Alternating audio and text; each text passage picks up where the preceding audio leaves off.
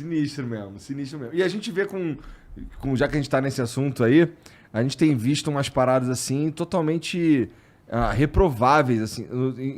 E tem uma que é inadmissível, na minha opinião, já falei antes também, que é o lance que o TSE tá fazendo, tá ligado?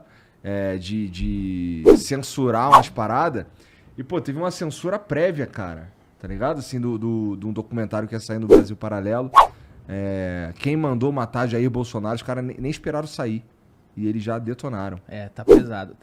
Tem muitos abusos de verdade. Que, aliás, eu fui chamado lá pra falar na Jovem Pan e falei contra esse tipo de coisa. E tem também muita desinformação. Tem muita coisa, às vezes, que os caras pegam de narrativa que não é bem assim. Então, a gente vive num período que tá difícil você entender o que tá acontecendo mesmo, cara. Você fica maluco. Não é bem assim, é bem comum, inclusive, muito, né? Porque às vezes é uma coisa, sei lá, às vezes o TSE concedeu o direito de resposta ao Lula ou ao Bolsonaro. Tá. E TSE está obrigando a emissora a falar uma coisa. E quando você vai ver, não é bem assim. Tem muito não é bem assim. E tem muito abuso de autoridade também. Então tá um período estranho. Mas de todo modo, sabe o que eu acho, o Igor? Eu acho que isso também é fruto, assim, muita autoridade do Estado. É muito, cara. É muito. E são leis que são feitas para super proteger a classe política. Sim.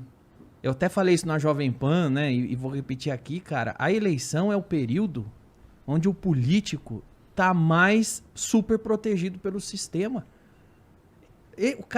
O político já tem super proteção de todo lado, o tempo inteiro.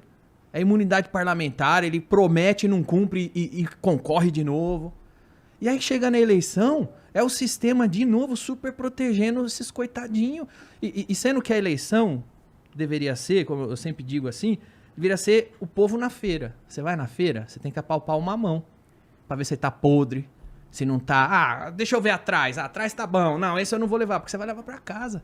Só que esse monte de super proteção à classe política, às vezes impede o próprio povo de apalpar o político e decidir se quer ele ou não. E o que prevalece? As narrativas. Quem tem o melhor sistema de narrativa entra mais na cabeça do povo. E vou te falar, esse lance das narrativas, cara, hoje tem um cenário que eu tava conversando com a Haddad anteontem, que eu toquei nesse assunto com ele, que eu acho que a direita, de certa forma, quando eu falo direita, eu tô falando do Bolsonaro, tá?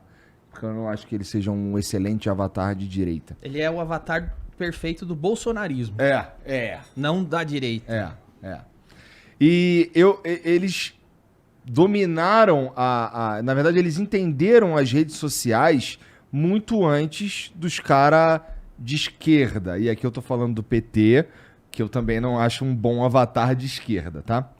Que são um bom avatar do petismo. É um bom avatar do lulismo. Do lulismo, Então, assim, o fato deles terem chegado antes, entendido melhor, ou pelo menos entendido antes a parada como funciona e tal, hoje, o efeito disso é que o Bolsonaro tem por volta de 40 milhões de seguidores, boa parte não é seguidor de verdade. Você sabe. Tem um pedaço ali que não é. Mas, assim, não chega... mesmo se com todo mundo ali que tem duas contas e segue, ou robô, não sei o quê, se você excluir todos esses, ainda não dá os 8 milhões do Lula, eu acho. Sim. Assim, a disparidade é gigantesca.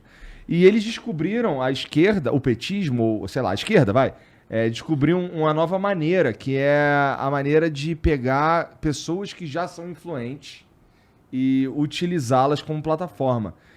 Então a gente vê no Twitter, especialmente, uma galera que é influente pra caralho, falando ideias ou dizendo que vai votar no Lula e tudo mais, assim, mas não é o perfil do Lula. Eles têm pessoas influentes pra caralho do lado deles. O que não é, se você for olhar pro outro lado, não tem tanto esses perfis assim pro lado do bolsonarismo, tá ligado? Então acho que eles estão meio que... Igor, eles acordaram, mas ainda estão ali, caralho, me ajuda aqui.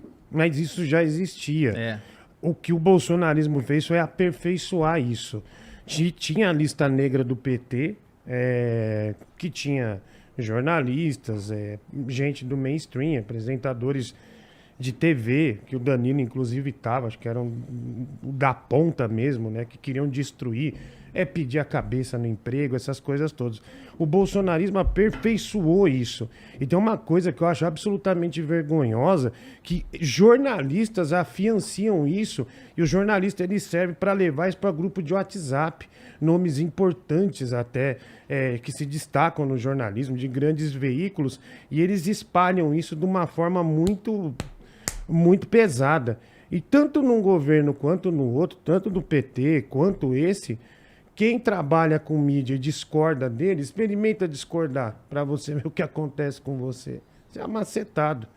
Amacetado. E o Danilo falou uma coisa que é certa. Qual foi seu tweet que você falou mesmo? Que você escreveu?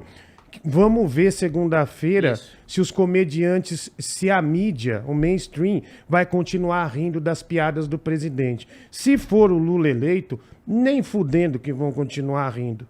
Vão te condenar, vão falar que você não presta, como fala isso desse santo. É assim que funciona. Eu espero que vocês estejam enganados. Não, isso aí que você falou, na verdade, isso aí não é novo a maneira como a esquerda copta o meio artístico e jornalístico, porque, na verdade, isso começou nos anos 60. Aonde? Nas universidades. Esse é o... A gente cresceu nos anos 80 e 90.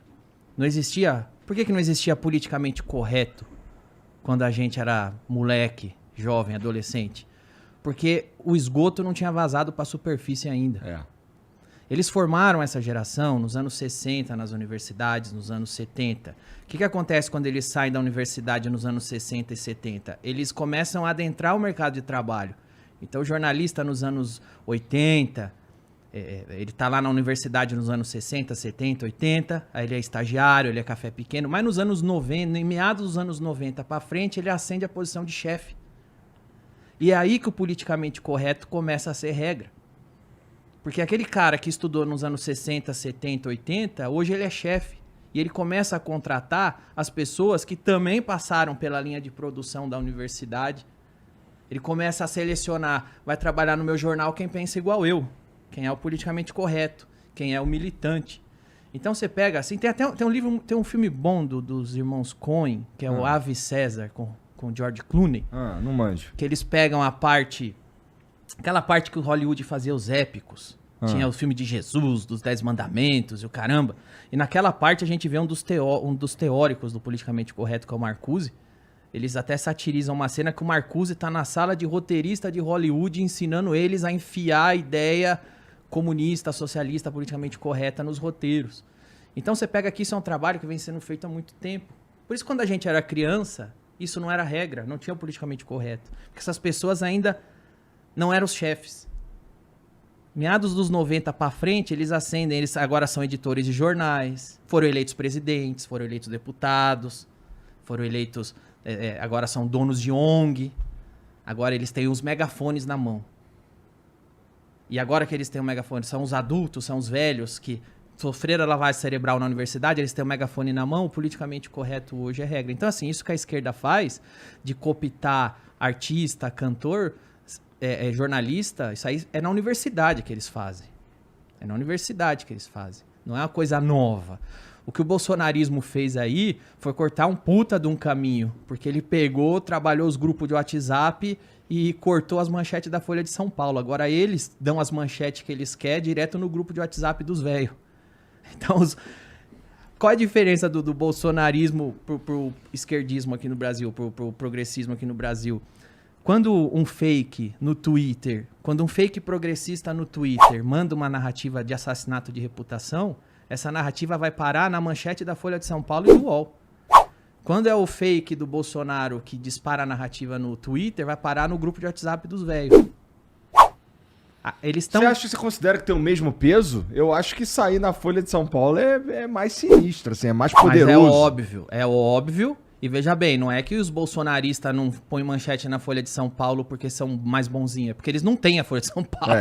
Senão eles estavam colocando e cortando as cabeças, porque o que eles podem usar para fazer isso, eles fazem. Sim. Então eles vão comendo pelas beiradas. Então tem um veículo ali, tem um jornalista ali, eles vão aparelhando.